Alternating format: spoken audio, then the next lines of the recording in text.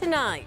The primary election is over, but work has already started on what might appear on the November ballot. One of the proposed measures looks to tackle the unintended consequences of the 2014 voter-passed Proposition 47. It downgraded dozens of nonviolent property and drug crimes from felonies to misdemeanors.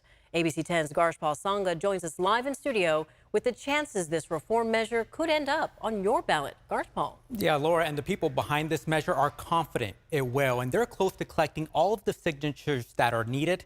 But the supporters of this measure say they don't want to fully repeal Prop 47, but change things that they have issues with.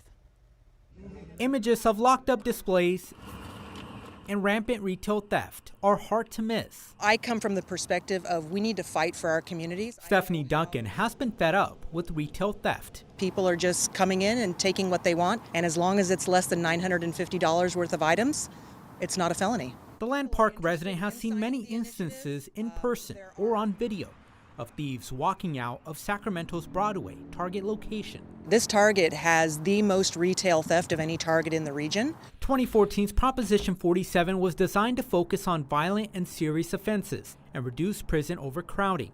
But Duncan says the unintended consequences have caused retail theft to increase, meaning shoppers are paying the price.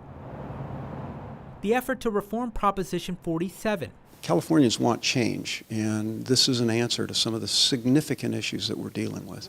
Greg Totten, former Ventura District Attorney and now the CEO of California District Attorneys Association, is helping lead the measure called the Homelessness, Drug Addiction, and Theft Reduction Act. It's got broad bipartisan support. This is not a Democrat or a Republican issue. This is a Californian issue. I think most residents of California have recognized that we're at a tipping point. If passed, Totten says it would hold repeat retail thieves accountable after 2 or more convictions, provide addiction or mental health services for people facing felony charges, and add consequences for fentanyl dealers who cause injury or death.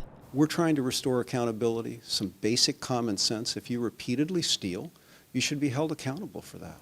Totten says they have already gathered more than 500,000 signatures, with the deadline approaching in 7 weeks. The legal goal is 546,000, and we're nearing that very rapidly, but we'll collect more than 800,000 just to be sure. Again, he says they are confident they are able to gather all those signatures. They have a deadline of April 26th. And that'll be here before we know it. Got a question for you. As far as state leaders like Governor Gavin Newsom, what are they saying about reforming Prop 47? Yeah, so some state leaders have already introduced some bills to tackle Prop 47, but the governor said earlier this year that he wants to tackle property crimes and avoid changing Prop 47. But the people that are behind this measure, they say the voters voted it in, and the voters should have the chance to change it if they want to. There are a lot of voices on all sides of this issue. We've heard from viewers who are frustrated, fed up. This is a story we're definitely going to be tracking for sure. Garshpal Sangha, thank you.